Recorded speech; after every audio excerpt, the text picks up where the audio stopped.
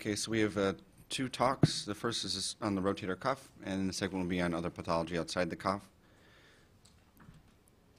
I have to mention my disclosures: consultant for Bioclinica, book royalties from Elsevier, grant from AIUM, and research equipment from Harvest Technologies.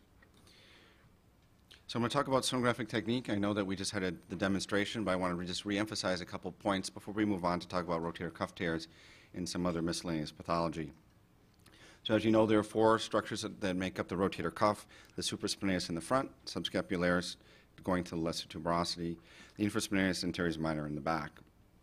And one point I want to make is this subacromial subdeltoid bursa. It's a hyphenated structure because it is a composite of two bursa, and it's a very large bursa. You can see it forms a cap over the shoulder. It's not just in the acromion. It actually comes down over the greater tuberosity. It comes down over the biceps and subscapularis and over the infraspinatus.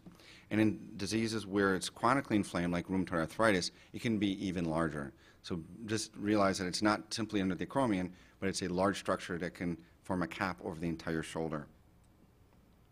We've talked about anisotropy already. Just to demonstrate again with the shoulder, that when you see something hypoechoic, you need to make sure the sound beam is perpendicular. If it fills in, then you know it's artifact. So you're focusing on where it's perpendicular and re-angling where it's not.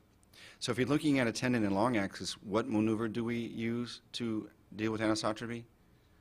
We use the heel-toe maneuver. So we're rocking along the long axis of both the transducer and the tendon.